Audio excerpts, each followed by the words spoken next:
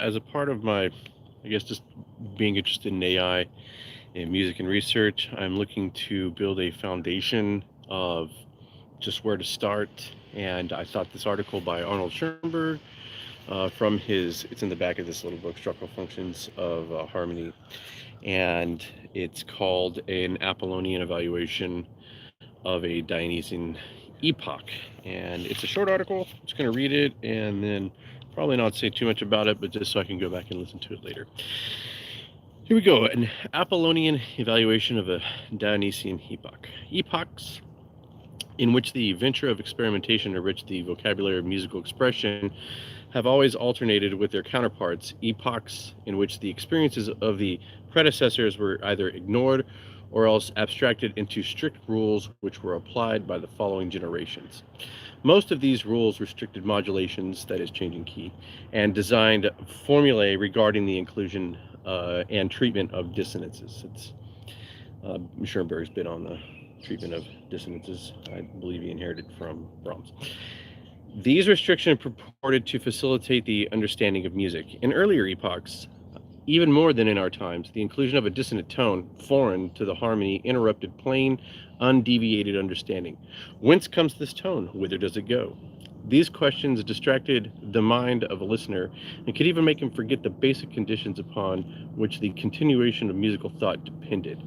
Similar disturbances could be caused by the addition of an unexpected chord, which was not in accordance with existing conventions. This may have been the reason, for instance, for the 5 chord to the 6 chord in a cadence instead of the 5 to a 1, which is called the 5 to 6 is called a deceptive cadence or progression.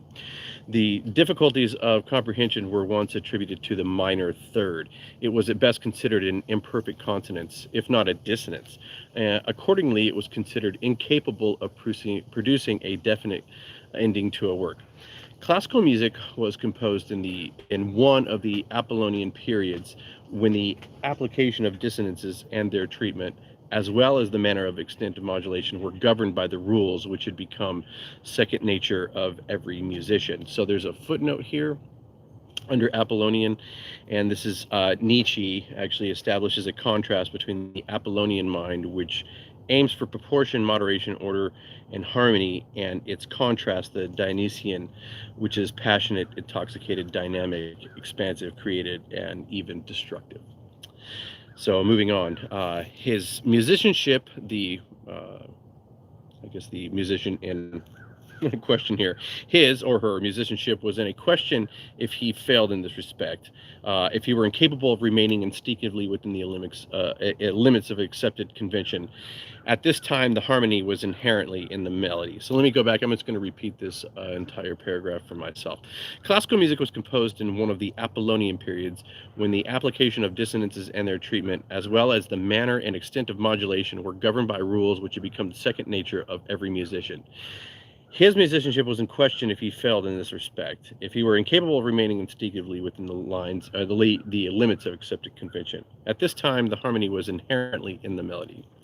But the new chords and dissonances of the next epoch, a Dionysian period, provoked by the Romantic composers, had barely been digested and cataloged, and the rules for their inclusion had not been yet formulated.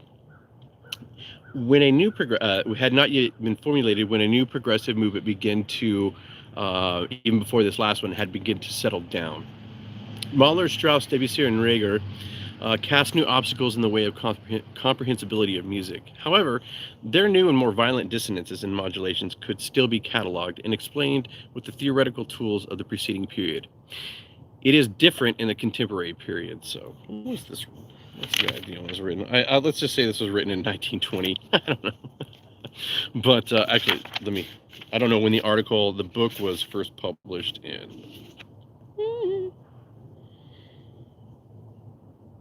1954, so who knows when this was actually written, but the actual article, let me see if it actually has a footnote in the back.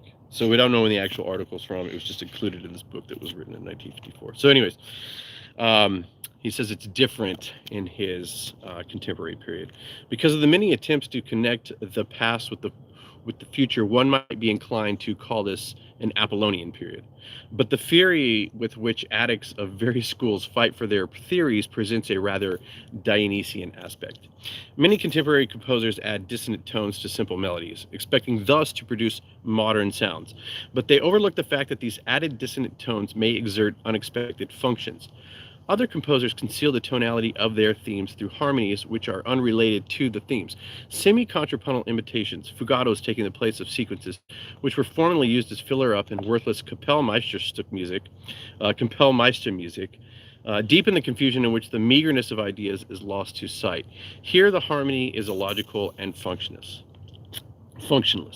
My school, including such men as Alban Berg, Anton Webern, and others, does not aim at the establishment of a tonality, yet it does not exclude it entirely. The procedure is based upon my theory of the emancipation of dissonance.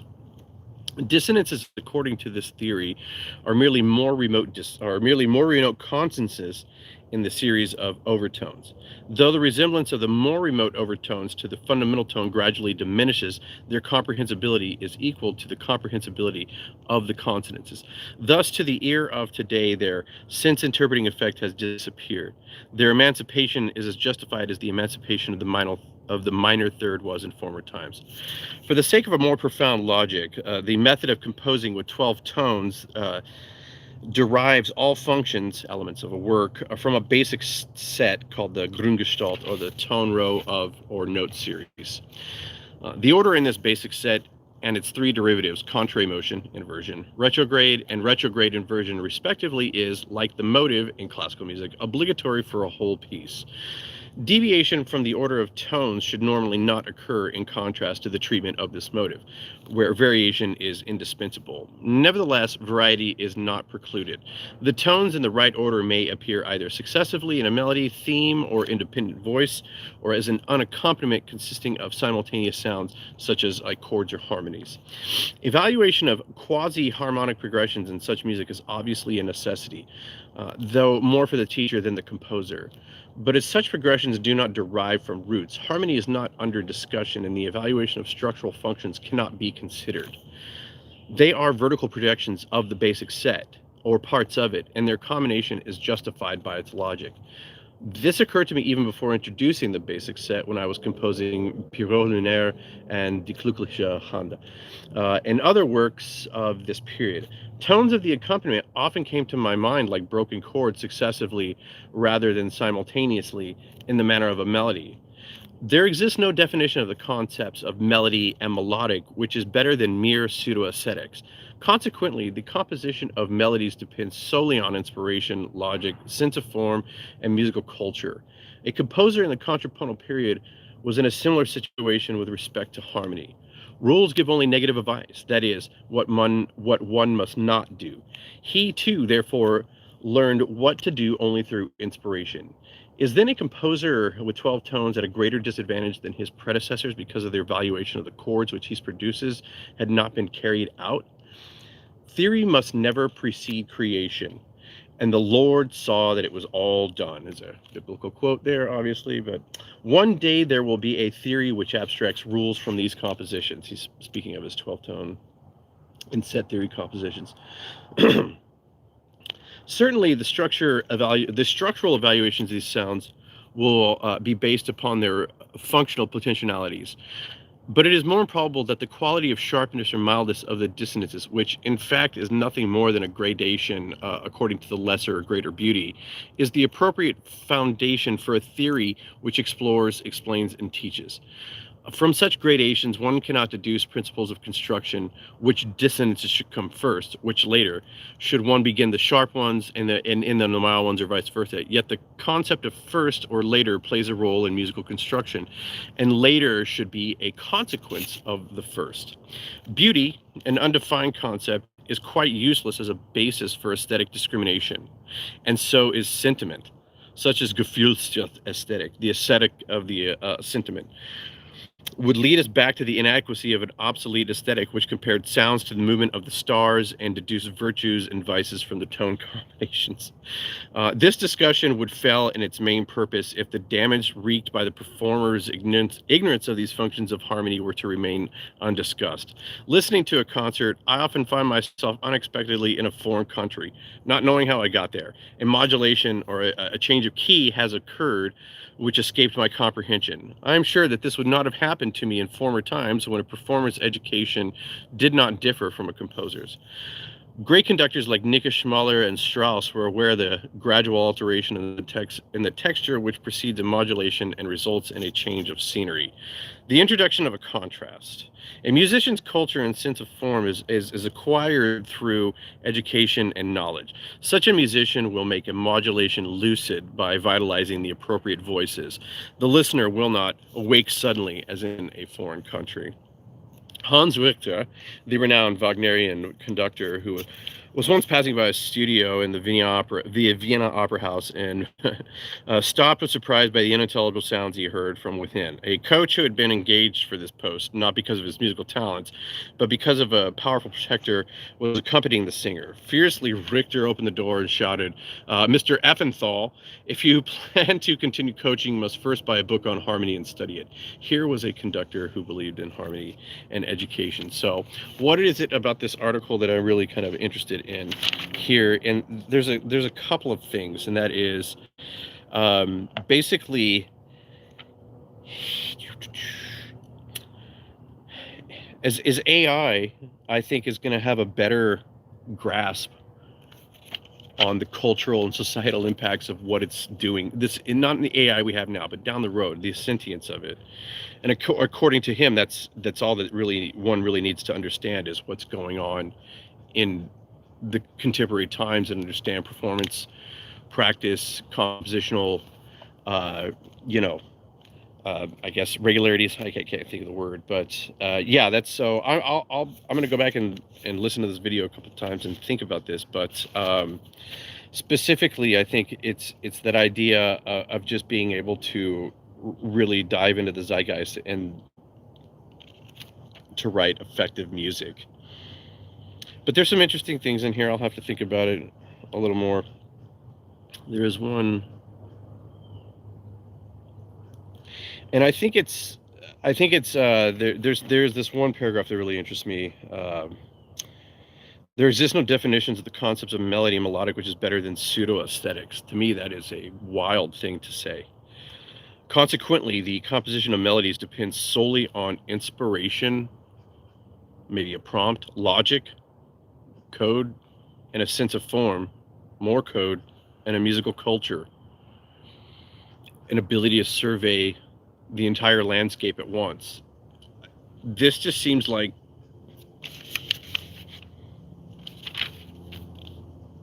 I don't know, and to a certain degree, it just there's something here I think that just speaks to AI, and I obviously I don't have a good formulation for these thoughts. I'm not a super smart, scholarly person. I'm just really interested in this stuff.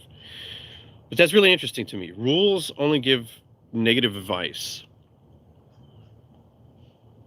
So that means whatever rules, whatever parameters that you don't program something with, the sky's the limit. Is that what that means? So just for myself, I'm going to read this paragraph one more time and maybe another one. I'll read this other one. So there exists no definition of the concepts of melody and melodic, which is better than mere pseudo-aesthetics. That's wild. Consequently, the composition of melodies depends solely on inspiration, logic, sense of form, and musical culture. A composer in the contrapuntal period was in a similar situation with respect to harmony, because during the contrapuntal period, they didn't think in terms of harmonic motion. Bach didn't think in terms of chords and harmonic motion. It was counterpoint, and then it was convention. And that's, we went ahead and derived kind of all our modern rules from what eventually comes out of that output. But I think that's just interesting. Rules Speaking rules, give only negative advice, that is, what one must not do. He too, therefore, learned, that is the musician, what to do only through inspiration. Again, what's inspiration? Is that a prompt? Is that something you type into a GPT prompt or Grok or whatever? Or down the road even, when is AI going to be able to inspire itself if it ever becomes sentient? I don't see why not. Like, it's crazy. You know, and then of course he's concerned with the analytics and the systems, building systems to understand where all this music, try and put it into a perspective in which we can understand. The other beauty is an undefined concept, and it's quite useless as a basis for aesthetic discrimination, and so is sentiment. So beauty and sentiment are useless when it comes to